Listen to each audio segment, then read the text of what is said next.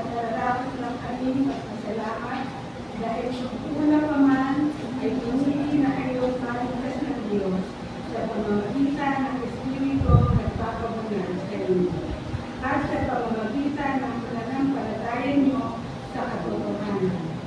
Inawa kayo ng Diyos sa pamamagitan ng magandang balita na pinakilala namin sa inyo para makapahagi kayo sa kanilaan ng Panginoong Kristo. Kaya nga mga kapatid, manatili kayong matatag at pagbawakan niyo ang mga tinuro namin sa inyo, maging sa salita o sa sulat. Aliwin at palakasin nawa kayo ng ating Panginoong Kristo at ng Diyos na ating Ama. Mahal tayo ng Diyos at Siya ang nabigay sa atin ng walang hanggang kakaliguan at kalakasan at matibay na pag-asa dahil sa biyaya niya. Sambahin natin ngayon ang Panginoong Diyos.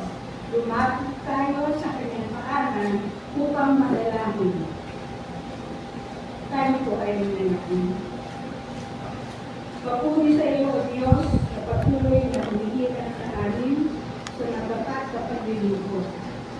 Sa iyo ang aming pasasalamat para sa lahat ng iyong mabubuti na loob ayon sa iyong mga biyaya. Gawa sa aming pagsamba ay nakilala namin ang iyong mga katoob at gamitin ang mga ito para sa iyong kapurihan.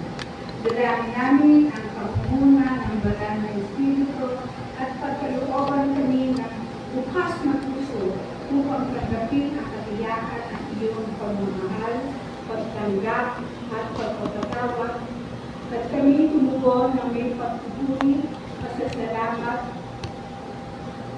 pagmamahal at kahandaang mag-alay ng sarili para sa mas malawak na pagsisilbi. Amen.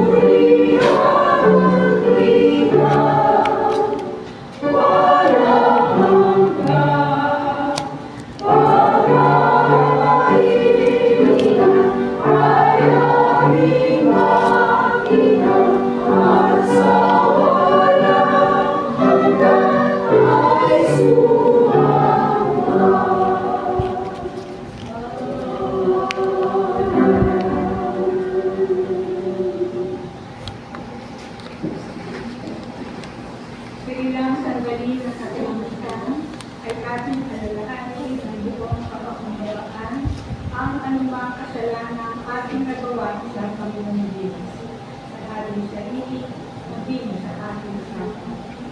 Nagkulang tayo sa Kanya sa maraming kaparaanan. Nabigo tayo magtungkol sa Kanya ng may katapat. Halina Halina, tayo lumapit sa may tapat na puso sa lubos na katiyakan ng pananampalataya na ang mga puso ay pinisikan marinig mula sa isang masamang buti at naugasan ang ating katawan ng dalisay ng buhay. Panghawakan natin matatag ang pagpapahayag ng ating pag-asa ng walang pag-aalinlangan sapagkat siya na nangako ay sapat. Gawin natin ngayon ang kanya-kanyang Panginoon.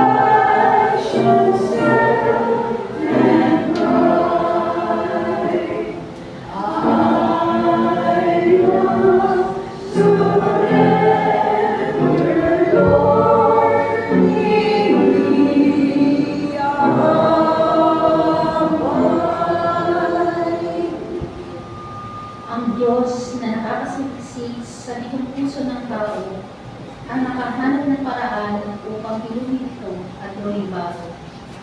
Ang wika ng mga awit, Panginoon, matuwid kayo sa lahat ng inyong pamamaraan at matapat sa lahat ng inyong ginagawa. Kayo'y malapit sa lahat ng tapat na tumatawag sa inyo. Ibinibigay inyo ang nais ng mga taong may takot sa inyo. Pinapakinggan niyo ang kanilang mga daing at iniligtas niyo sila. Salamat sa Diyos sa kanyang pagliligtas. Papurihan natin siya sa pamamagitan ng ating masayang nagkakaisa at nagkakaisang kapatiran. Magbatian tayo ng kapayapaan.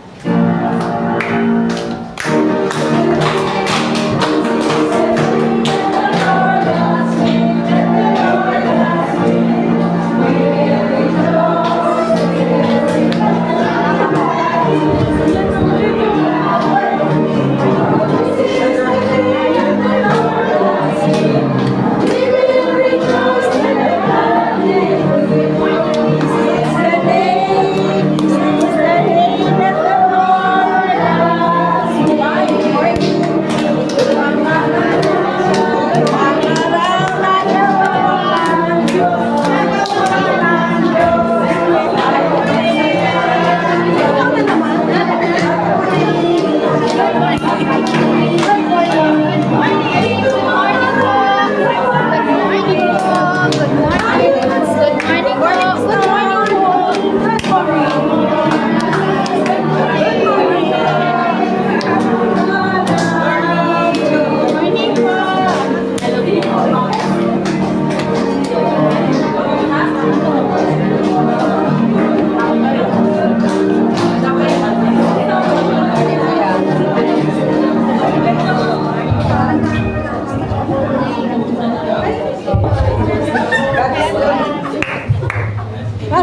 Mama mo? Wala. Bakit?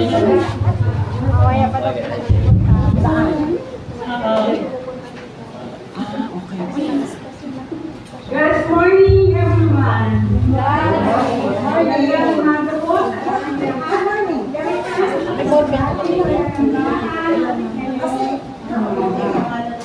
Salamat po kahit na iuwan ay nagbabasya. Sirain ang ating batinan ninyo. Salamat na lang dahil sa lahat ay hindi pa ganun ramdam ang bagyo. Ang ganyan na lang siya. At ipadala natin yung mga talagang nasa So, welcome po. Welcome mahal na tagapagsalita ngayong umaga. So, tayo po ay patuloy na ipatid sa mga nagdiwang ng kanilang kaarawan itong November at sa magdiriwang ng kaarawan sa susunod na mga panahon. Makikita po natin sa ating slide yung po mag-celebrate ng birthday. Kasama po ako doon, November 12. Ang ating November 20. At naalala natin ang ating kapatid na boy, Bingasan, na sana kung siya ay narito, may birthday niya ng November 24. Ang ating elder November 27 naman po, so, gumamit po tayo ng happy birthday, ang birthday song. Happy birthday to you, happy birthday to you, happy birthday, happy birthday. Happy birthday to you.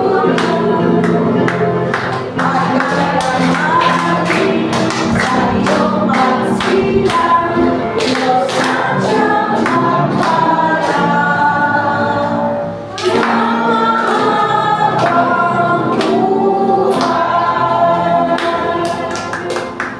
Okay, sa pagpapatuloy po ng ating pagbabalita, ginagawa natin po ang ating kapatid na nagnanais na magnahal ng kanilang pag-aabot ng mga balita mula po sa council at sa mga organization. Sa inyo po ang kapag, sa inyong pagbibigay ng balita sa mga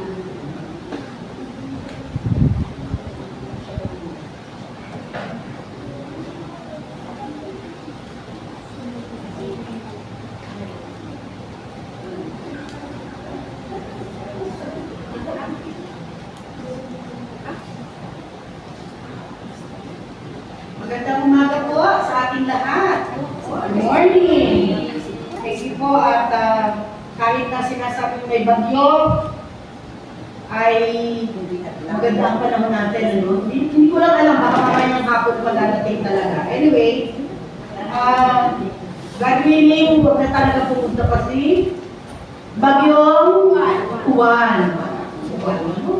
Anyway, maraming salamat po. Unang-una, binabati ko po yung ating mga bagong kasama nating mga kapatid kanina sa ating Sunday School. Ating pong wini-welcome si Brother Rodmel. Pakita niyo lang po ha, Rodmel Segator. Si Brother Denver Calyamor. Welcome! Welcome back. Si Brother Keith Moldora. Si Brother Simon Salado. At si Sister Army Otadora. Salamat po sa inyong pagdalo. Sana po ay makasama pa natin kayo sa mga susunod pa pong mga gawain natin ng ating simbahan. Sa balitang Christian Education and Nurture naman po ay magkakaroon po ng Teachers Empowerment Program sa darating pong November 15. Oo. Sa alam po ito, no? Pero prior to that, November 13, meron pong isang gawain din na kayo kung may dadaluhan. Nasaan na ba yun? Pasensya na po kayo ha, kasi nagdidepend na lang ako, medyo mahina ng memory ko ngayon eh. So, nagdidepend na lang ako sa group chat namin. Okay. So, meron po tayong isang gawain din sa prior to November 15, which is ngayon Pastora. Ayun, dialogue with the national leaders, which is going to be held at Anabuget on November 13. So, dalawa po yan, no? Isang dialogue at makikipag-ugnayan tayo. Kanino nga yun, Pastora? Bishop Joseph Atbawa and Bishop Montes. Ayan, mga obispo po natin. Kung tayo po ay may problema sa ating o kaya may update tayo sa ating mga obispo, sa ating mga leader, yun po ang venue para mag-update tayo, no? And then, come November 15, yan naman po yung Teachers Empowerment Program 3, the same venue din sa anabutin natin gagawin. So, ang inumin ko din po again ang pupunta doon. Okay? So, panalangin po natin na sana ay maging maayos ang ating po mga gawain ito. Ngayon po, wala po tayong bata, no? Nakakalungkot. Tinanong mo itong bata, ano pangalan mo? Si Pearl. Pearl na, may mga bata ba sa taas? Wala po, teacher, isa lang po, ako lang po. Okay. Sige. Next Sunday, siguro dahil po maulan, kaya wala po yung mga bata ngayon. Pero I hope na sa susunod na linggo ay nandiyan na po sila. No? So, yun lamang po. And of course, yung ating pong gawain din ng pamimigay ng ating New Testament, Bible, and yung isang pamphlet, Wisdom for Life, yes. Dalawa. Kami po ni Elder Flory ay pumunta dito po along Cartingar. Kagabi, kahapon, nag-distribute kami ng Bible from Philippine Bible Society. Ayan. Kaya, salamat po kay Elder Flory na matyaga din po siya talagang sumama sa akin. At nakakatuwa po dahil kahit na busy yung mga tindera, yung mga sales lady, mahirap silang akala mag-grocery kami ni Ate Flory. Sa how I wish mag-grocery kami. Pero hindi po, mas mahigit pa po sa grocery ang aming layunin dito sa department store. So namigay po kami ng mga Bible sa mga sales lady, sa mga guard, no? Although may lamang po, hindi kami pwedeng magtagal eh. So, nagpapasalamat po kami sa Diyos dahil nabigyan po natin ng Bibles ang ating mga kapatid na mga nagtatrabaho po sa mga establishmento ito. Hindi lang po naabutan na itong McDonald's at yung ibang fast food kasi medyo gabi na, medyo masakit na namin pa ako. Nirarayuman na po ang inyong lingkod. Okay. So, ang ating pong prayer meeting and Bible study ay ating ginaganap every Wednesday. At for our home Bible study sa last Wednesday of the month ay sa bahay ng ating kapatid na Sister Venus at Kuya Tomas. First time ko po na makakarap. Ikaw ba, Elder Lloyds, nakarating na doon? Kasi magkapit-bahay lang din po sila. Pero kami po, ako po, sa tagal na namin magkaibigan at magkasama ni Sister Venus, hindi pa kami nakakarating doon sa bahay nila doon. Anyway, salamat sa Diyos at tayo po ay makakapasyal na doon. Magkakaroon po tayo ng pag-aaral ng salita. May nakalimutan pa ba ako, Teya? Ano na? Okay, salamat po at magandang umaga po sa ating lahat.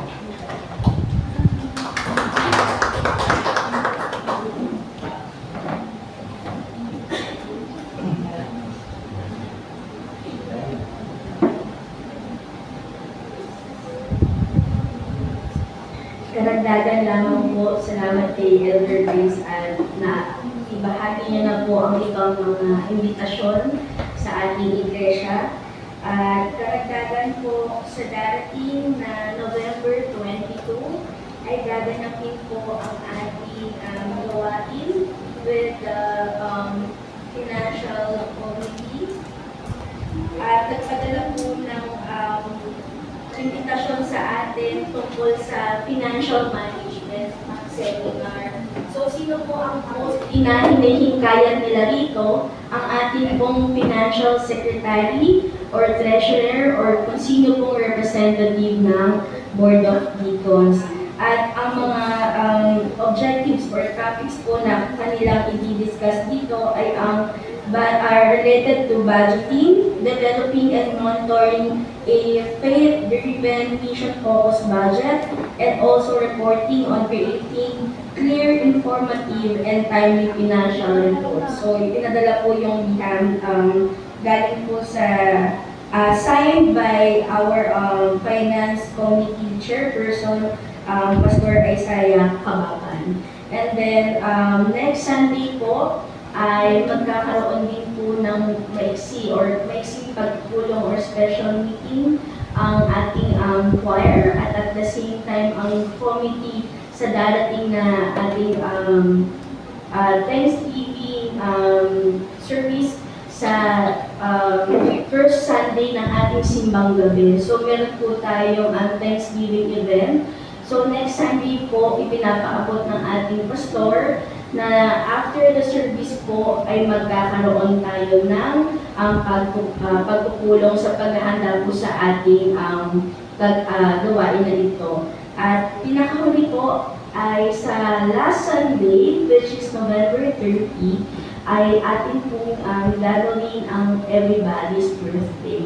So, paano po yung mechanics nito? Kung last po ay ginanap natin ang Memorial Sunday para sa ating mga mahal sa buhay na pumanaw, ito naman po sa last Sunday, tayo bang nabubuhay? So, ang mechanics po ay, for example, ay ngayong taon, ikaw ay nagdikong na ng kaarawan ng 50 years old times 10, ayaw kasi ng mga elder, pinapagalitan ako. Ba't kami ginagawa exam?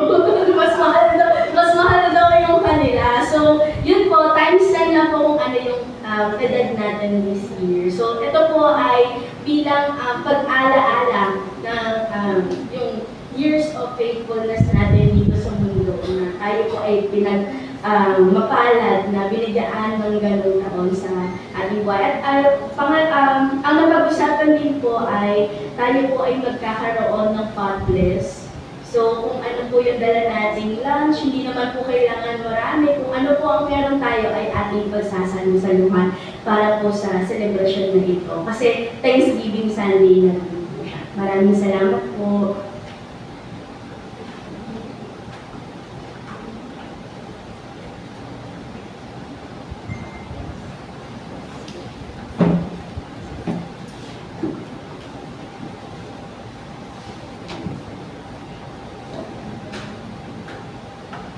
Mapagpalang umaga po. Sa darating pong November 15 ay may gawain ng kababaihan sa Benevista. Inaanyayahan po yung mga kababaihan na dumalo at makibahagi na gagawing pagdadaon silang hindi ko pa po nabuksan kasi yung aking cellphone at may nasira na po. Kaya inaanyayahan ko po ang kababaihan na dumalo sa November 15 at ito po ay sasabihin na lang sa Sunday. Pangalawa po, marami pong salamat sa ating kapatid na Joy. Kahapon po ay dinaos ng kanilang blessing sa kanila pong laundry shop at ang mga church na kasama po dito ay ang ating kapatid na Venus. Marami po siyang inibitahan, ngunit hindi po nakadalo ang lahat. Marami pong salamat at ang pagpapala ng Panginoong Diyos ay umano po sa business ng ating kapatid na ito. Marami pong salamat.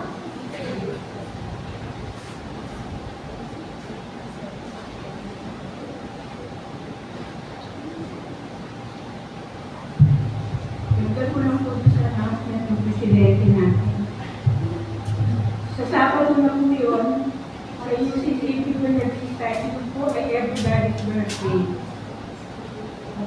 So, yung mga gusto na naman mag-celebrate ng birthday ulit, matin po tayo. Kasi ang everybody's birthday na kababalihan ay masaya.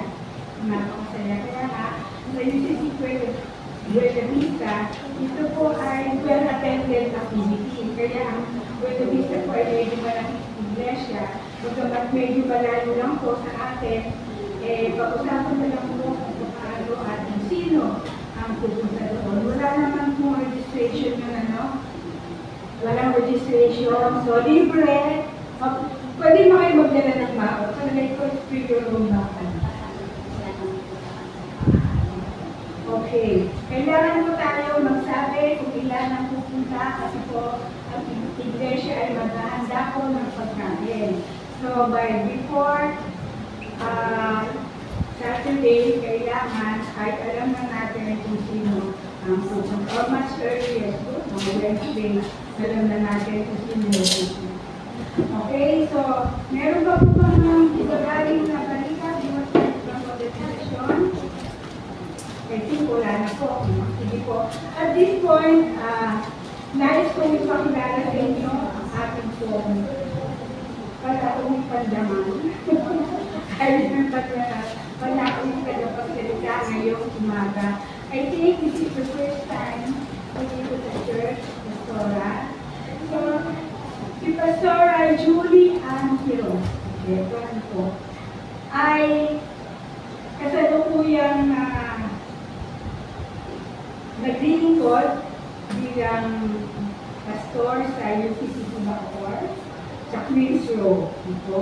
At siya po ay Pangulo ng Laurel Cavite South Manila Conference Group o United Church Workers Organization. So, siya po yung boss ng mga pastor natin. Kasi siya yung presidente. Ang ating pong tagapagsalita ay po UCCP San Miguel. Doon po sila nagsisimba. Siya po ay may isang asawa, siyempre, at dalawang anak. Sinabi ko pong isa kasi dalawa po yung anak nila.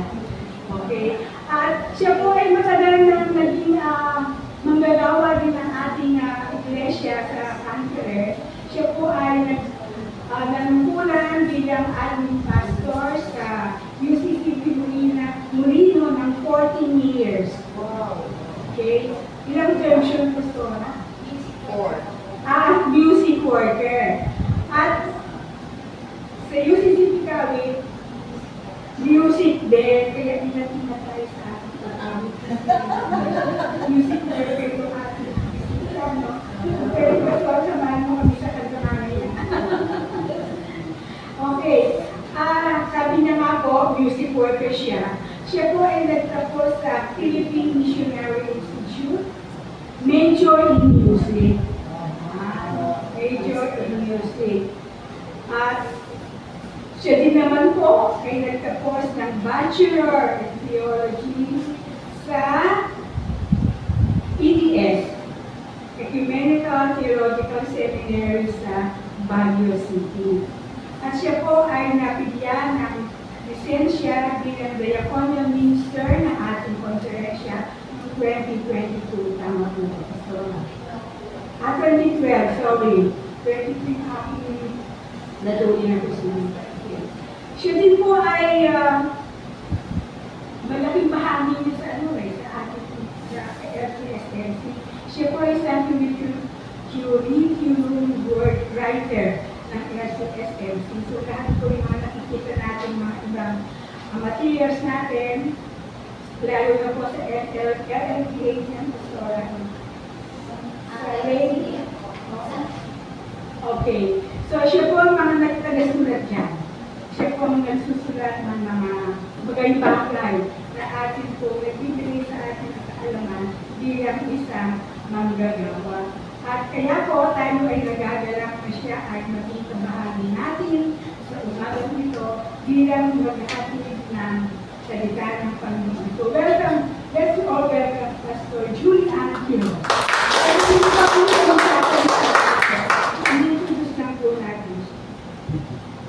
Ngayon po tayo ay tatapos sa pagbasa ng banal sa mga kasulatan.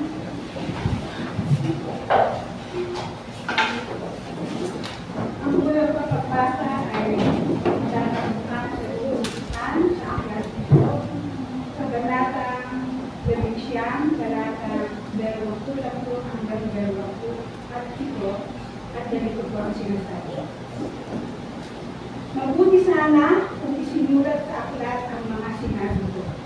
O di kaya ibukit ito sa bato para hindi mabura magpakailangan. Pero alam kong buhay ang aking tagapagligtas. At sa bandang huli ay darating siya dito sa lupa para ipagtanggol ako. Pagkaalis ko sa katawang ito at mabulok ang mga laman ko, makikita ko na si Diyos. Makikita ko siya ng harapan at hindi na siya iba sa akin. Labis na ako na nadabit na makita siya. Ang salita ng Diyos, salamatan natin ang pag-ibig. Ito ng pagbasa mo lang po mula sa aklat ng mga awit, chapter 145, verses 1 to 5, 17 and 20. Ako ay magpupuri sa inyo, aking Diyos at Hari. Pupurihin ko kayo magpakailanman. Pupurihin ko kayo araw-araw at ito'y gagawin ko magpakailanman. Panginoon, kayo'y makapangyarihan at dapat ng ulitin. Ang iyong kalakilaan ay hindi kaya paggawain. Ang bawat saling lahi ay nasasabi sa susunod na saling lahi ng tungkol sa inyong makapangyarihang gawa. Pagpupulay-layan mo ang iyong kalakilaan at kapangyarihan at ang iyong makapangamang mga gawa. Binabantayan niyo ang nakapasiwig sa inyo, ngunit ang masasama ay lilipulin ninyo. Pupurihin ko kayo, Panginoon, ang lahat ng nilikha ay magpupuri sa inyong magpakailanman. At ang yan. Tuloy po tayo nakatayo sa pagbasa ng kanyang nampatayang talata mula sa ikalawang Thessalonica, chapter 2, verses 13 to 14 to 17, at ganito po ang sinasabi. Mga kapatid na minamahal ng Panginoon, dapat kaming magpasalamat palagi sa Diyos dahil sa inyo. Kabilang kayo sa mga unang pinili niya upang pagkalooban ng kaligtasan sa pamamagitan ng Espiritu Santo at ng inyong pananalig sa katotohanan. Tinawag kayo ng Diyos sa pamamagitan ng magandang balita na ipinahayag namin sa inyo upang makasama kayo sa kalwalhatian ng ating Panginoong Jesucristo. Kaya nga mga kapatid, magpakatatag kayo at pagbawakan ninyo ang mga katuroang ipinasa namin sa inyo sa pamamagitan na ng aming sinabi o sinulat. Alimin nawa kayo ng ating Panginoong Jesucristo mismo at ng ating Diyos Ama na umilig sa atin. At dahil sa kanyang kagandahang loob, ay nagbigay sa atin ng walang hanggang kaaliwan at magandang pag-asa. Bigyan nawa kayo ng matatag na kalooban para sa lahat ng mabuting gawa at salita. At mula naman sa Ebanghelyo ng Lucas, chapter 20, verses 21 to 27 to 38, ganito ang sinasabi. Ilang Saduceo naman ang lumapit kay Jesus. Ang mga ito ay nagtutulong walang muling pagkabuhay ng mga patay. Sinabi nila, Guro, isinulat ni Moises para sa atin ang batas na ito. Kung mamatay ang isang lalaki at maiwang walang anak, ang kanyang asawa, ang kapatid ng lalaki ay dapat pakasal sa Biblia upang magkaanak sila para sa namatay. Mayroong 7 magkakapatid na lalaki. Nag-asawa ang panganay at namatay na walang anak. Nagpakasal sa biyuda ang pangalawa, subalit namatay din walang anak. Ganon din ang nangyari sa pangatlo hanggang sa pang-7, at silang lahat ay namatay na walang anak. Sa kahuli-ulihan, namatay naman ang babae. Ngayon, sa muling pagkabuhay, sino sa 7 ang kikilalaning asawa ng babae, yamang silang lahat ay nakamusawa niya? Sumagot si Jesus, sa buhay na ito, ang mga lalaki at mga babae ay nag-aasawa.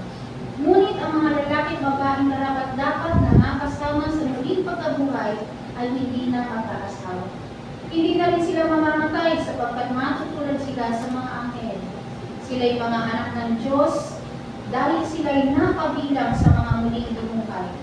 Maging si Moises ay nagpapatunay na muling binubuhay ang mga patay sapagkat salaysay tungkol sa tiyag na mababang puno, ang Panginoon ay tinawag niyang Diyos ni Abraham, Diyos ni Isaac, at Diyos ni Jacob. Ang Diyos ay hindi Diyos ng mga patay, kundi ng mga buhay. Sa Kanya'y nabubuhay ang lahat. Ito ang mabuting balita ng ating kalikasan.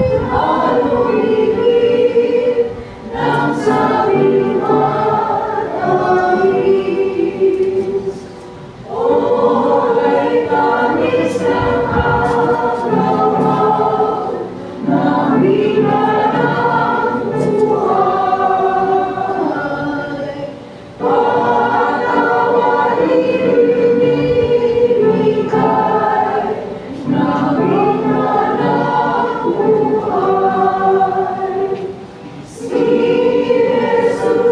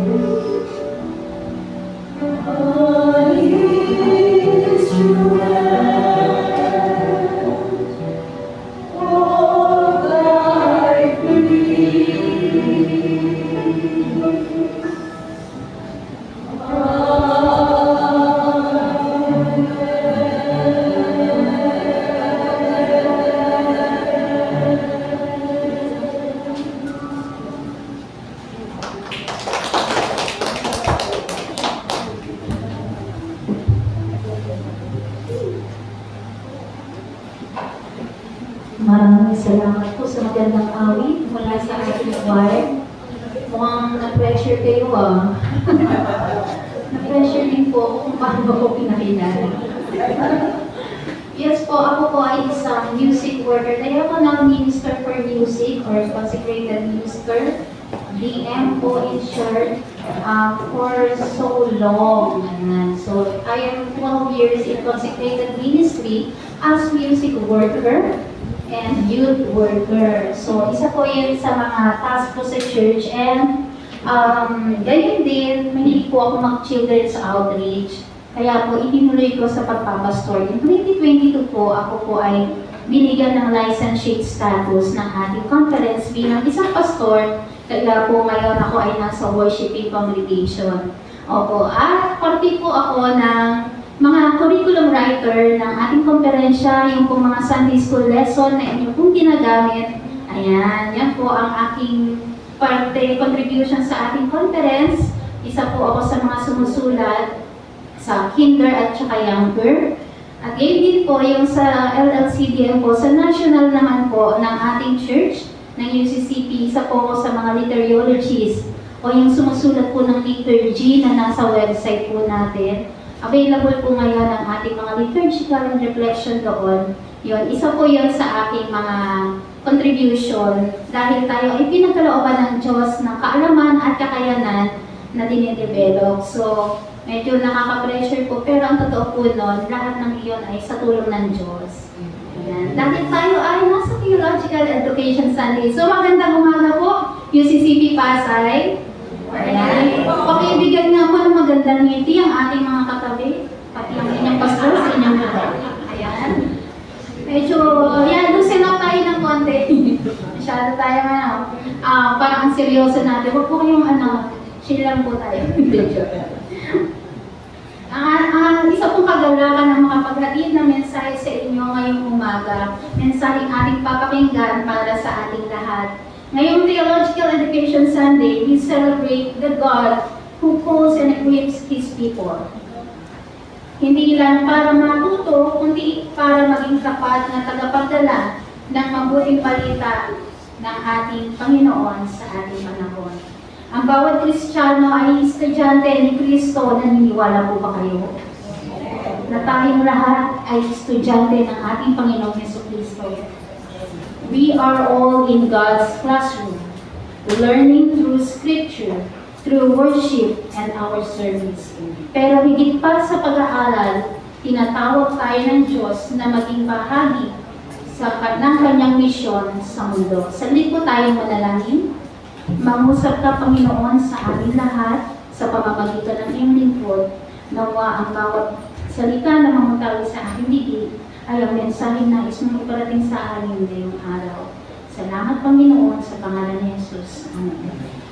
Mga kapatid, bago natin pagnilayan ng ating mga pagbasa, magandang balikan din natin kung ano yung pinanggagalingan ng dalawang teksto mula sa ikalawang Tesalonica at sa Ebanghelyo ng Lucas. By the way, medyo napasarap po yung pagsusulat ko. Taglish po kasi, so nakapag-merienda po ba kayo? Ilang minutes po ba? May timer po ba dito? Bigla po bang lumulubog dito pag masyadong mahaba? Maka-check ako. Pero, ayan, bear with me. Dito po sa ating ikalawang sulat ni Pablo sa taga-Tesalonica, sinusulatan niya ang iglesia na dumaraan sa matinding pagsubok at kalituhan. May mga kumakalat kasi noon na maling aral na dumating na ang araw ng Panginoon. Parang ngayon lang din, di ba? Kaya si Pablo ay nagpaalala sa kanila, manatili kayong matatag sa pananampalataya at sa mga turo ng Ebanghelyo na inyong tinanggap. Ipinapaalala niya na sila ay pinili at tinawag ng Diyos upang mamuhay sa katapatan at pag-asa kay Kristo kahit sa gitna ng kaguluhan at takot. Maging sa panahon natin ngayon, ipinapaalala ng ating Panginoong Jesus, tayo pinili niya at tinatawag ng Diyos upang mamuhay sa katapatan at pag-asa kahit sa gitna ng kaguluhan at takot. Hindi lingid sa atin ang ating kalalagayan, hindi po na natin ngayon, lalo na ngayon, tayong lahat ay sigid ng takot. Super table ba naman? So kahapon talaga, may nagtatanong ng pastor, Madam President, wala ba tayong announcement tungkol sa exchange policy dahil mayroon na tayong super typhoon na paparating? At ang aking response, alam kong hindi tayo mapipigilan sa tawag ng paglilingkod. Tutugon na tutugon tayo, umulan man at bumagyo, bumahaman dyan, lalamoy tayo, alam natin yan. Kaya ipanalangin na lang natin, ingatan tayo ng Diyos. Kaya naman, ito kasi tayo bilang isang Kristiyano. Ang tawag sa atin, pinili tayo at tinawag ng Diyos para mamuhay sa katapatan at pag-asa kay Kristo, kahit sa gitna ng kaguluhan at takot. At sa ating Ebanghelyo naman mula kay Lucas, makikita natin si Jesus na ginamon ng mga Saduceo, mga taong hindi naniniwala sa muling pagkabuhay. Tinangka nila ilagay si Jesus sa alanganin sa pamamagitan ng isang tanong tungkol sa kasal sa kabilang buhay. Ngunit malinaw ang sinabi ni Jesus. Ang Diyos ay Diyos ng mga buhay, hindi ng mga patay. Ibig sabihin, ang ating pananampalataya ay nakaugat sa isang Diyos na buhay. Diyos na kumikilos. Diyos na nagtuturo at patuloy na bumubuhay sa atin. Kaya kapag pinagsama natin ang dalawang pagbasa, malinaw ang mensahe. Ang Diyos ay tumatawag sa atin na maging tapat sa katotohanan at inihahanda niya tayo upang mamuhay ng may pananampalataya sa Kanya na buhay. Kaya ang ating title ngayong umaga, Called and Equipped to Serve Faithfully. Tayo tinawag at tinitrain. Teka lang, tingnan natin yung Tagalog na ginamit ko sa equip. Tayo tinatawag at inihahanda ng Diyos para sa tapat na paglilingkod. Ito ang diwa ng ating pagdiriwang ngayon ng Theological Education Sunday. kung saan tayo ay pinapaalalahan ng tinawag at inihanda ng Diyos para sa tapat na paglilingkod. At dito nagsisimula ang ating pagninilay. Unang punto, God has called us to stand firm in the truth. He called us to stand firm in the truth. Sabi ng Thessalonians 2:13-17. Ang sabi ni Pablo sa mga taga-Thessalonica, Paul said to the Thessalonians, God chose you to be saved through the sanctifying work of the Spirit and to live in the truth. So then, stand firm and hold fast to the teachings you were taught. Ang buhay ng Kristiyano ay hindi lang tungkol sa pagpasok sa simbahan. Ang ating pagiging Kristiyano ay hindi lang tungkol sa pagpasok sa simbahan. Ito ay pagpapatuloy sa katotohanan kahit mahirap, kahit may pagdududa, kahit may tukso, kahit minsan tinatamad tayo, kahit minsan natatakot tayo. Maraming mga walang bata ngayon, kasi may bagyo. Signal number 3 tayo. Pero ang ating paglilingkod bilang isang Kristiyano ay hindi lang sisimba ako, not for the sake of my attendance. Pero dahil nagpapatuloy tayo sa katotohanan, kahit na marami tayong pagdududa, minsan maraming Kristiyano ngayon. Actually, ang katanungan ng mga member ngayon, kahit po doon sa aking iglesia, Pastor, ano ba yung Amerikanong negro na nagpa-prophesy tungkol sa Pilipinas? Lagi siya nagsasabi na maraming gulat tungkol sa mangyayari sa Pilipinas at yung iba parang nagkakatotoo. Mga kapatid, maraming kaya nga hinahanap tayo ng Panginoon, tinatawag tayo to stand in truth. At gayon din, tinatawag tayo para aralin ang teolohiya natin, ang ating paniniwala tungkol sa Panginoong Hesus dahil alam natin na ang katotohanan ito ay nakasulat sa Biblia. Maraming nalabas na mula ang propeta. Maraming magtuturo at magkiklaim na sila ang tama. At kung hindi ka nagbabasa ng iyong Biblia, walang theological education, walang Sunday school, walang Bible study, maaaring maniwala ka. At madadal pa nila. Kaya tinatawagan tayo ng ating Panginoong Hesus, may manindigan tayo sa katotohanan na itinuturo sa atin ng Biblia ng ating Panginoong Hesus. Sa panahon natin ngayon, ang dami natin naririnig na tinig, social media, culture, self-help ideas. Pero sabi ni Paul, hold fast to what you have been taught. Hold fast to what you have been taught. Nakakatuwa, kanina po sa Sunday school, nakikinig ako. Etong iglesia ay transient church. Kasi talaga nga naman, kapag UCCP ka, kahit na nasa ang lugar ka, you have your home away from home. Meron kang tahanan, kahit saan ka pumunta, meron kang tahanan, iglesia po uwian kapag UCCP ka. So when you go to UCCP, to Jensen, you have UCCP church there. Meron doon, may Bradford doon nung nakaraan doon kami pumunta. At meron kang church doon. When you go to Bacoor, meron doon Queens Row, meron doon Molino, UCCP Molino, you can church. At pumunta ka dito, merong UCCP Pasay. Meron tayong iglesyang lagi natin uuwian.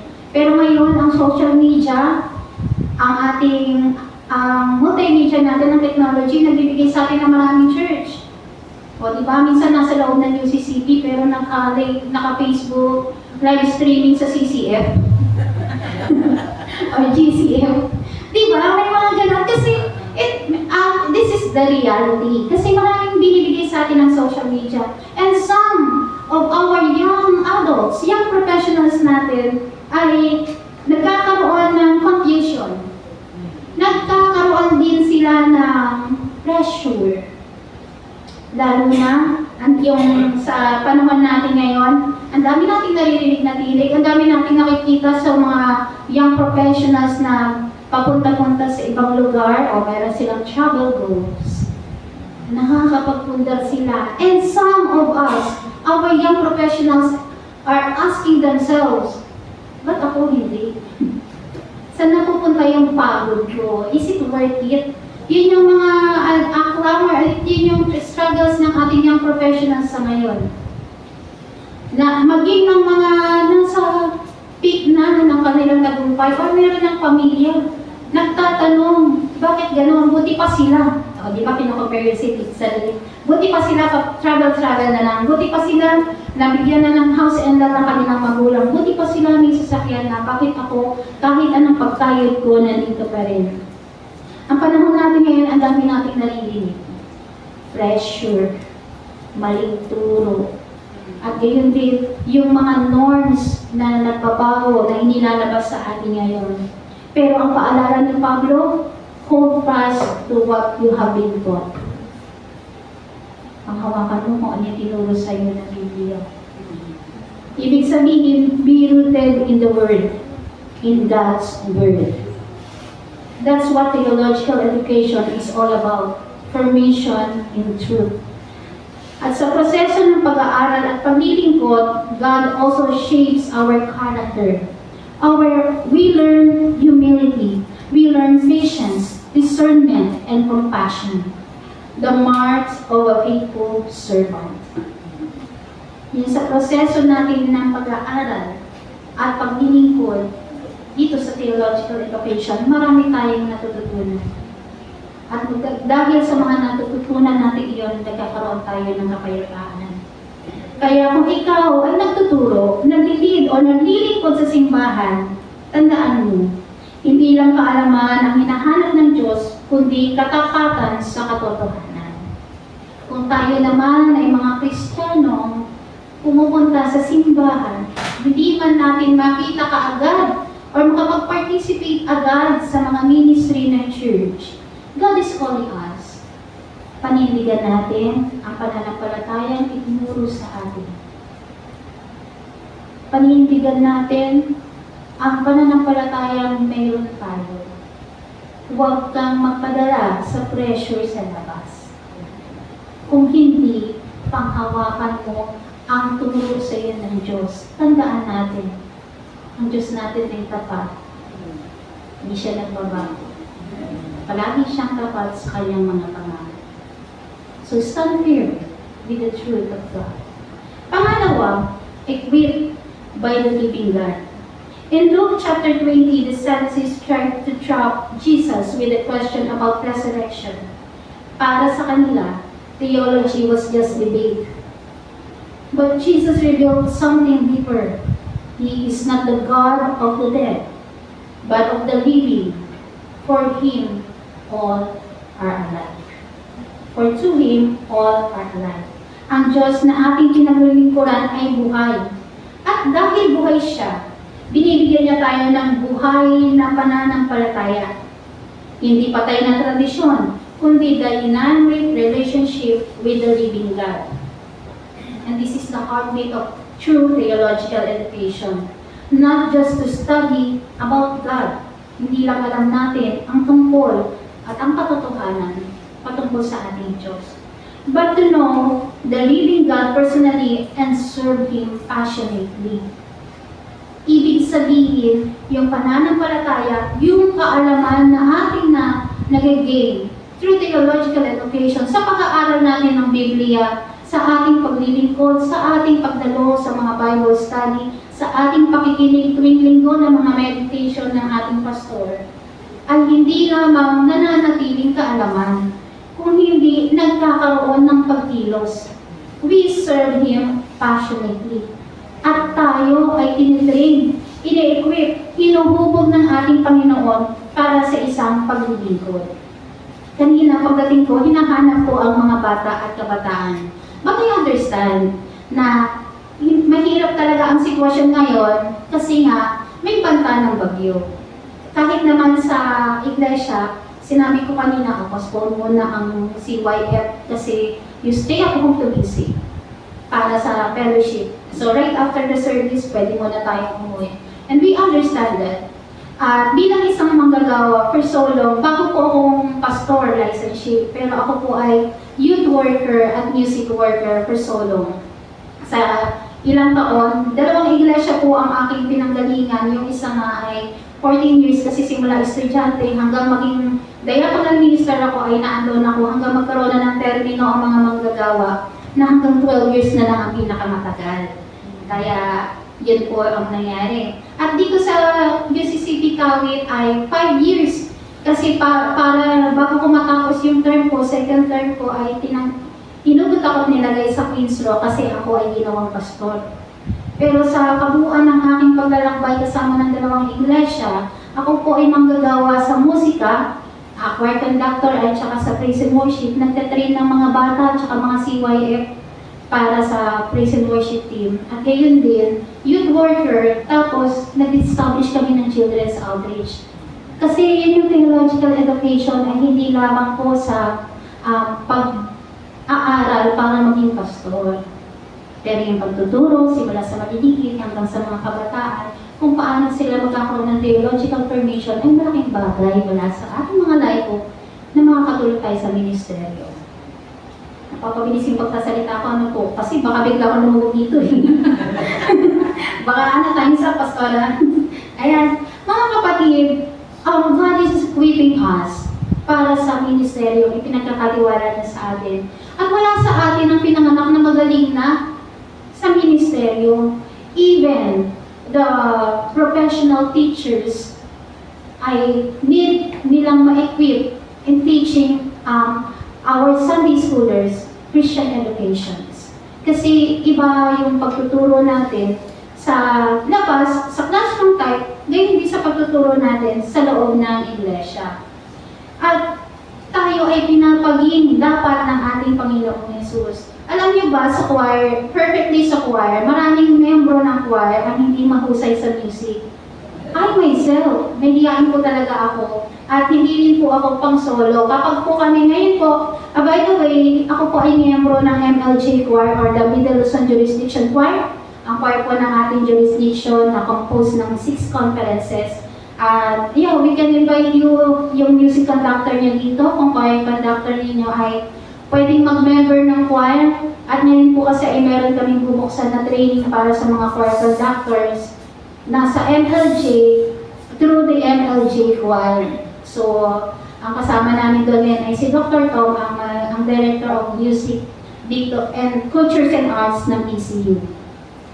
Commercial pa pwede pong sumali doon kasi maganda yung choir. Pero so lang sa choir, hindi lahat ay magaling kumanta. At yung iba dyan, sa aming post kahit kami mga leader na at mga veterano na ba sa pagkanta sa choir, pagka kami nag-training ng choir at pinag-solo kami isa-isa, ay nilalamig po talaga yung aming paa at kamay.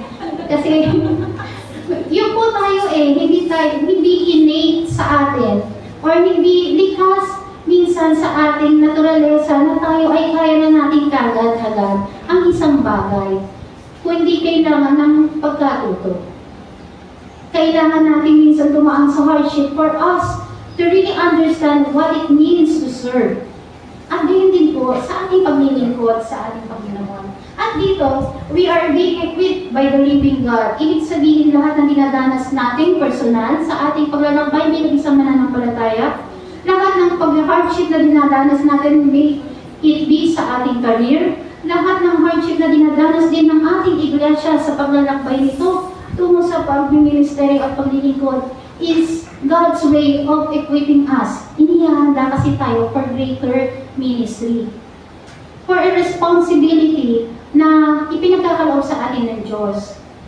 So hindi po lahat ay, huwag natin kapag it is not a glorified hardship. But, look at the other side, na ang blessings talaga minsan ng Panginoon. At first, parang problema ang tingin natin. Diba? Bukod lang sa blessing na cellphone, yung mga material na bagay, kitang-kita kagad natin, it's a blessing. Bago sa natin ma-realize, ay problema pala. Pero mo meron kang iPhone 17, wow, blessing. O paglabas mo, problema, bitya ng buhay mo sa mga snatcher. Diba? But then, minsan, parang ang hardship sa atin, ang hirap naman ng course na kinuha natin, engineering, criminology, or kung ano man, parang napakahirap ng pag-aaral. But then again, after all the hardship, sa ating pagsusumikap at mapagtagumpayan dito, nakikita natin na mabuting bunga nito sa ating buhay. Gayon din sa ating paglilingkod. Kapag tunay natin nakilala ang Diyos na buhay, nagiging buhay din ang ating pagtuturo, pangangaral at paglilingkod. We are being equipped by our living God. At dito pumapasok ang calling, ang pagkatawag. Ang tawag ng Diyos sa ilan sa atin na magpunta sa ministry, bilang pastor, o kaya teacher, baka meron dito, missionary or church worker. Maybe may mga kabataan dito na matagal nang nakakaramdam ng tawag ni Lord. Kaway-kaway kayo dyan. Or maybe may mga professionals dito na gustong gamitin ang skills niya para sa church. Maaring pagigitara, pagkanta, pagtuturo, or maaring minsan ay iwan talaga yung kanyang profession para sumunod sa ating Panginoon Jesus. Marami po tayong ganyan. Meron po tayong RN na iniwan ng pagiging nurse para magpastor. Meron po tayong mga, di ba si Pastor Mara, galing dito, ano po? Ayan, si Dr. Joshua. At buhay na pagkatuwa na nakikita natin. Ganyan tayo tinatawag ng Diyos. O baka naman, may isa sa inyo, or meron dyan sa inyo na tinatawag ni Lord na mag-aral sa seminary or sa Bible school. By the way, ang ating accredited na seminary po ay ang Union Theological Seminary sa Dasmariñas. Ang unang pag-aaral ko po kasi lumagpas ako, napunta ako sa Silang Cavite. Andun po yung Philippine Missionary Institute. Pero hindi po siya kinikilala ng UCCP. Kaya hindi po ako na-lisensya na una. Pero meron naman pong pag-aaral sa susunod. Or kung gusto niyo naman ng medyo malayo-layo, doon po sa Baguio City ang aking pinag-aralan, ang Ecumenical Theological Seminary.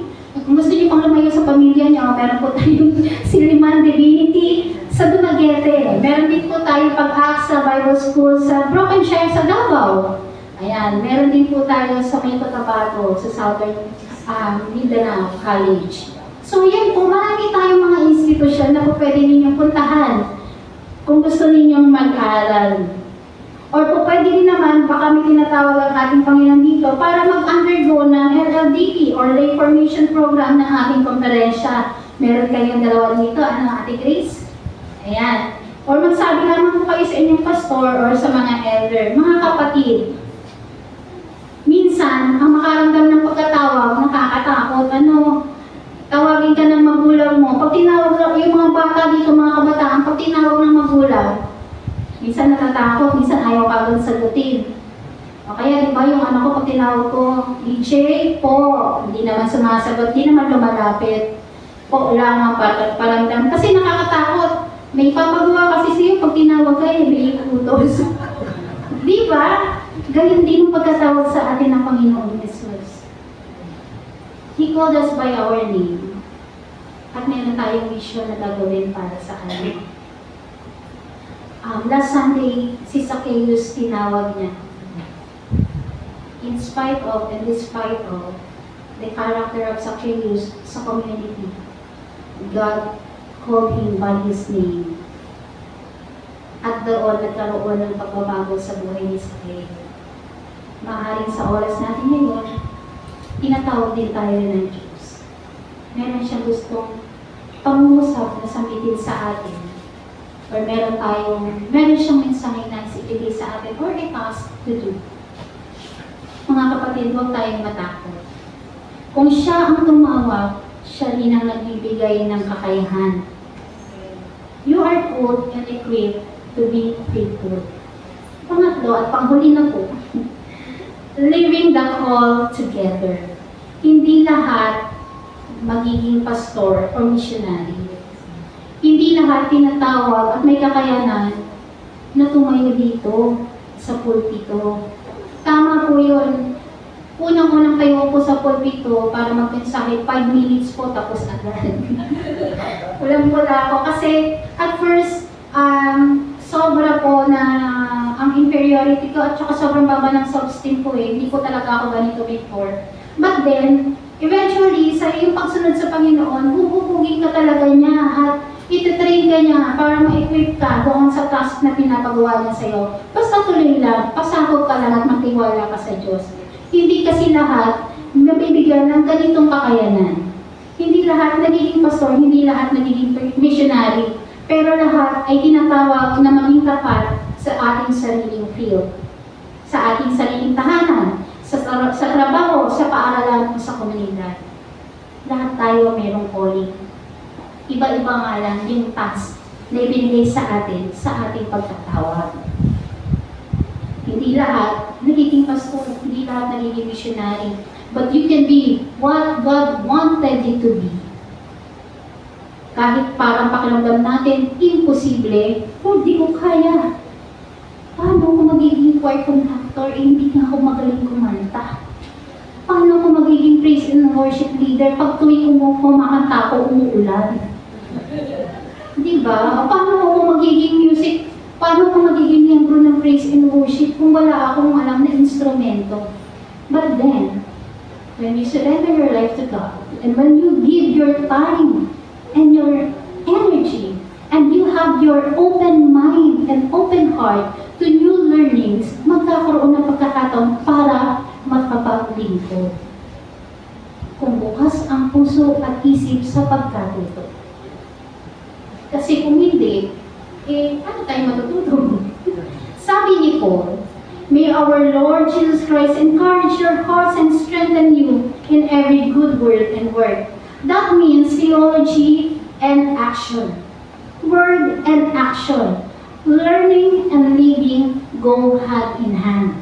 Ibig sabihin, yung natututunan natin, may gawa, sabi natin kanina doon sa pangalawang punto natin. Ibig sabihin, ang pananampalataya natin nakikita sa ating gawa. At ang kaloob sa atin ng Diyos nakikita sa ating pamumuhay. Kaya kung ikaw ay teacher, teach with grace and integrity. Kung ikaw ay student, learn with humility and curiosity. Kung ikaw ay leader, serve with compassion and wisdom. Kung ikaw ay church member, support those in ministry through prayer and encouragement. Because every believer is part of God's classroom. In Christ, and Christ Himself is our teacher. Lahat tayo, estudyante ng ating Panginoon, lahat tayo, tinatawag niya, may graded recitation. Lahat tayo ay mayroong performance task to do sa ating Panginoon. Na ang bawat lesson na itinuturo niya sa atin, ay may kailangan magkaroon ng evaluation, kailangan din nakikita sa ating buhay. Sa pagtatapos, mga kapatid, akalain niyo matatapos na. A call to faithful learning and service. Mga kapatid, God is still calling us, still calling His people to stand firm in truth, to live in the power of the living God, and to say yes when He says, whom shall I send? Baka ngayong araw, tinatawag ka niya. Baka hindi aksidente na narinig mo ang mensaheng ito. Hindi aksidente na ako ang speaker dito kahit na taga Cavite ako at takot ako nung una, paano kung mararating ang UCCP Pasay? Sa katotohanan po ako ay ligawin. Palaging naliligaw ba? Hindi sana yung, hindi yung isang ligawin eh. Palagi po ako naliligaw, palagi ako nawawala. So, isa yun sa mga worry ko. But then, dinala ako ng Diyos dito, hindi ako umatras. Pwede sana ako makipagpalit kasi ako naman yung presidente. Malay ba nila kung ano yung nabunot ko, bunutan ko kasi ito eh. Pero, hindi na tayo ng Diyos dito. For us, for me to deliver this message to you, and you are here, kahit na may super typhoon na dumating at signal number 3 tayo nandito kayo, nakaupo ka, napapakinggan mo to, kasi plano ng Diyos na mapakinggan mo ito. At mensahe niya to para sa iyo, para sa ating lahat. Baka kaya ka narito ngayong araw, hindi ito aksidente, kundi para marinig mo ang mensaheng ito at ito ay para sa iyo. If God is stirring your heart to study His Word more deeply, to serve in the church, to go into ministry or mission, let this be your moment of response. Tinawag ka. Inihahanda ka. At tutulungan ka ng Diyos na maging tapat sa pag-ibig, paglilingkod sa Diyos at maging sa ating kapwa. Mga kapatid, ang challenge sa atin ngayong umaga, sa ating lectionary ngayon, at pag-celebrate ng Theological Education Sunday, pinapaalalahanan tayo that God called us to stand firm in truth. We are equipped by the living God and we need to live the call together. Pananampalatayang nakikita sa gawa. sa nakikita nating kalalagayan ng ating lipunan sa ngayon. Maging sa ating simbahan, ano-ano ang mga katotohanang nais ng Diyos na ating tindigan. Ano-ano ang katotohanang nais ng Diyos na ating tindigan sa nakikita nating kalalagayan ng simbahan at ng lipunan natin ngayon. Sa ating mga personal na karanasan, maging ng ating pamilya at ng simbahan, saan tayo hinuhubog ng Diyos at anong parte ng buhay natin ang hinahasa at pinapanday niya upang tayo ay makapaglingkod ng may katapatan. Saan tayo hinuhubog ng Diyos para makapaglingkod tayo ng may katapatan sa sitwasyon natin ngayon. At sa paanong paraan tayo bilang mga mananampalataya tumutugon sa tawag ng Diyos na isa pamuhay ang ating pananampalataya. Nabigyang buhay natin ang ating UCCP Statement of Faith. Hinahanap ko kanina, wala. Diba? Yung ating UCCP Statement of Faith or yung ating UCCP Identity, nakita ko dun. Yung nakadikit sa frame dyan. That UCCP is universal, open-minded, yan.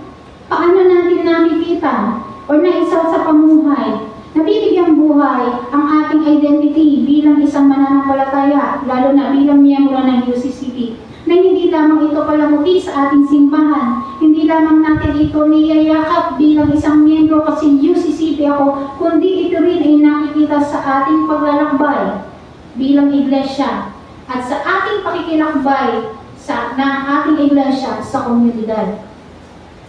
Paano nakikita ang mga aral na ating natutunan sa Theological Education Sunday, paano ito nakikita?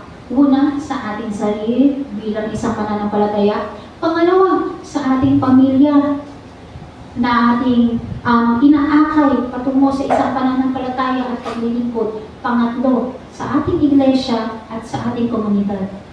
Paano ang ating iglesia ay nagiging ilawag sa ating komunidad? Paano ang ating natututunan through theological education ay nararamdaman at nararanasan ng ating komunidad? Mga kapatid, ito ang tanong na dapat natin pagbuli-bulayan bilang isang mananampalataya, bilang isang iglesia. Tinatawag tayo ng Diyos na magtulong-tulong upang ikaguyod ang isang bagong langit at bagong lupa, ang ating theme ngayon. Isang buhay na ganap at kasiyasiya para sa lahat. Hindi lamang para sa nasa loob ng iglesyang ito, hindi lamang para sa nasa loob ng ating tahanan, hindi lamang para sa ating sarili, kundi para sa lahat. Kaya naman, ang tanong sa atin, tinatawag tayo ng Diyos, God is calling us and He equipped us to serve faithfully. Ang tanong, tutugon ka ba? Sasagot ka ba? Magre-respond ka ba? Tayo po ay manalangin. Panginoong Diyos, salamat po sa iyong buhay na salita. Salamat sa pagtawag mo sa amin bilang mga tagasunod, tagapagturo at tagapaglingkod. Turuan mo kami maging tapat sa katotohanan at maging buhay na patotoo ng iyong pag-ibig. Sa mga tinatawag mong mag-aral o mag-full-time sa ministry, bigyan mo nawa sila ng lakas ng loob at katiyakan. At sa amin lahat ng mga anak mo, patuloy mo kaming bubugin at ihanda sa bawat mabuting gawa bilang pagtugon sa iyo, bilang pagsunod sa iyo. Sa pangalan ni Kristo Jesus na aming Guro at Panginoon. Amen.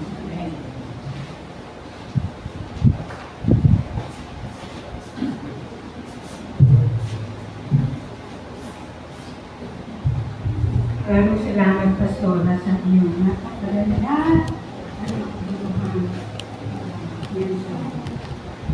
Tayo po ay lumako sa ating pagkakaroon. Sa ating pagkahandog, maging kaaliwan nawa natin sa ating pagbibigay ang sinabi ni Apostol Pablo.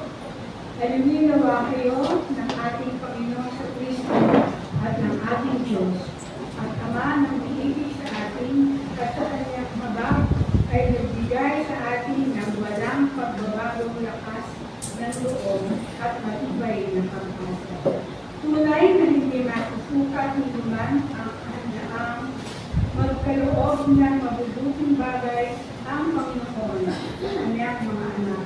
Kaya naman, sumunod tayo sa pamamagitan ng pagkakatotoo ng ating alay, mga pangako at pagkakataon.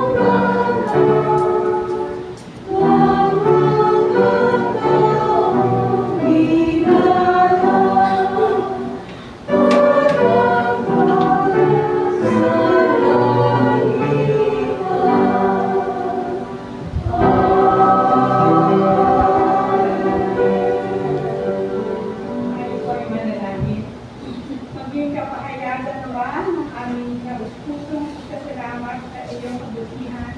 Itong makaloob na ngayon kay aming pinadala sa iyong harapan o aming Panginoon. Naway maging kagalakan namin palagi ang mag-aral sa iyo ng aming mga buhay, kayo din naman ang masayang pagpiliho para alam kay Kristo Jesus. Amen. Tayo po ay panandali ang muto at tayo po ay magkakasubo ng pagkasalita ng pag-ibig ko para sa ato.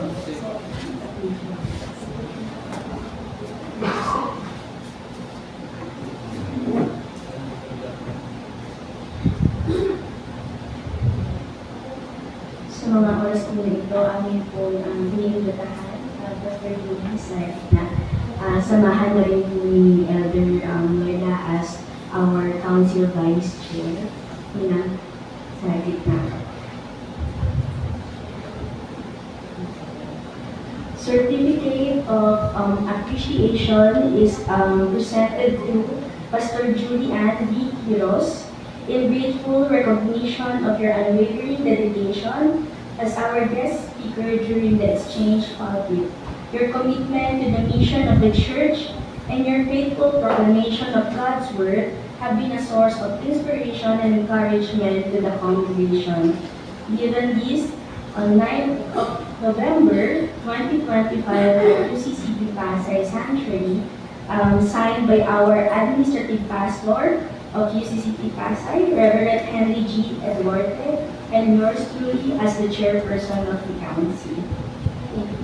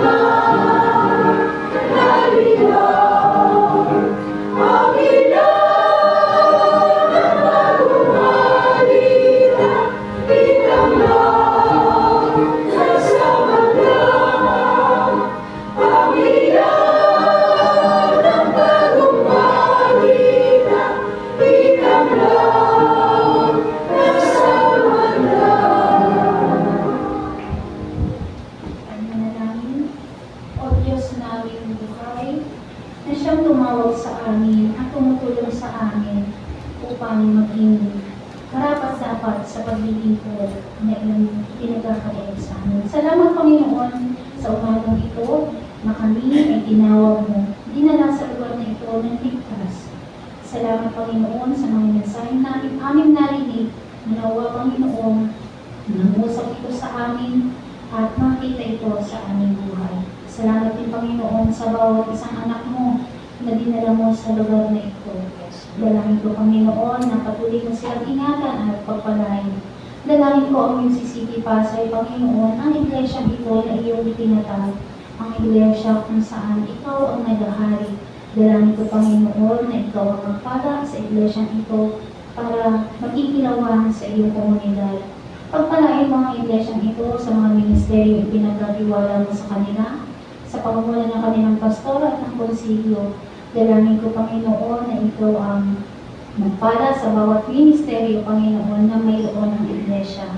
Pagpalain mo rin, Panginoon, ang mga miyembrong dinadala mo sa lugar na ito. Ang bawat pamilya, Panginoon, ay patuloy na palingain mo ang kanilang hapag, ay punin mo ng kanilang kakainin sa araw-araw. At dahil din, Panginoon, ang sisidlan ng kanilang yaman, ay huwag mo namang nawang hayaang matuyuan. Ang mga nagtatrabaho, Panginoon, ay patuloy mong ingatan sa kanilang pagbiyahe, pagpunta sa kanilang trabaho. Bigyan mo nawa sila ng maganda at healthy work environment. Dahil din, Panginoon, ang mga naitiwan sa tahanan para mag-manage nito, Panginoon, at magpatuloy ng kanilang pamilya. Dalangin ko, Panginoon, na ikaw ang siyang tumulong sa kanila at magpala sa kanila.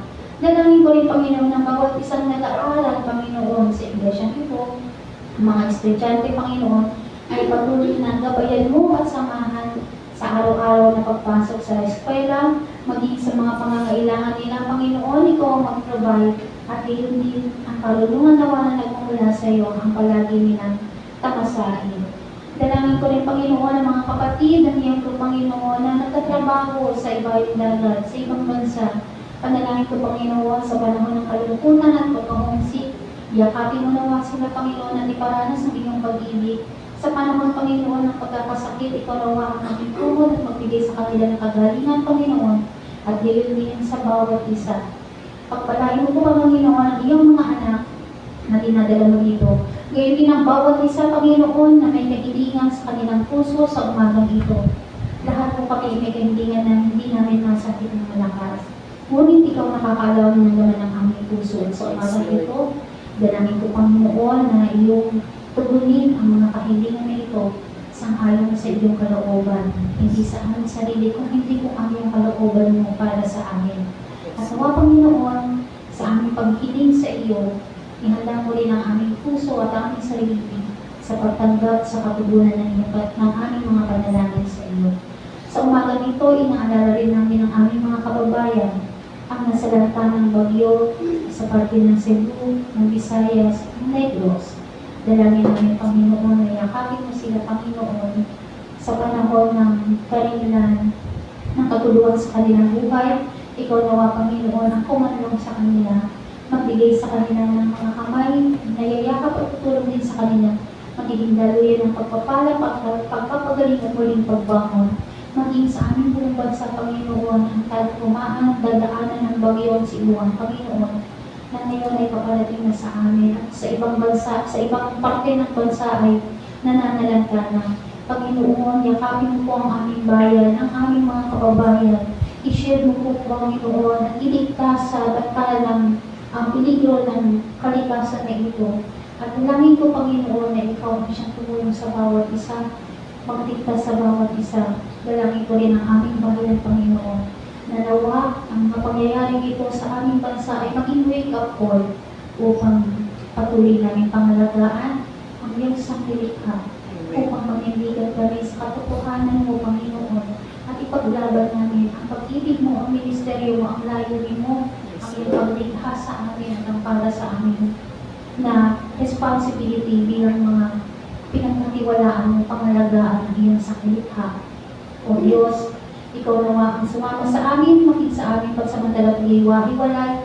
Ikaw, Panginoon, ang siyang sumama sa amin at mag-ingat sa amin kung paano kami ingatan papunta rito, gayon mo rin kung kami ingatan patungo sa aming mga tahanan. At May you keep us safe po, Panginoon, sa gitna ng bagay ito. Ito po, Panginoon, ang aming dalangin sa pangalan ni Jesus. Amen. Humayo tayo ngayon ng may lakas ng loob sapagkat kasama natin ang Diyos. Huwag hayaang nindangin tayo ng sino man, ngunit kumapit ng maigpit sa mga turo ng Panginoon at ng mga apostol at magtiwala tayo sa Diyos ng mga buhay. At nawa ang ating Panginoong Jesucristo at ang Diyos na ating Ama na umibig sa atin at sa pamamagitan ng biyaya ay nagbigay sa atin ng walang hanggang kaaliwan at mabuting pag-asa. Aliwin ang ating mga puso sa pamamagitan ng banal na Espiritu at palakasin tayo sa bawat mabubuting gawa at salita. Humayo tayo ngayon sa kapayapaan, nakahandang ibigin at paglingkuran ng ating iisang Diyos, ang Diyos na manlilikha, ang Diyos na mananubos at diwang pagnuway. Amen. Amen.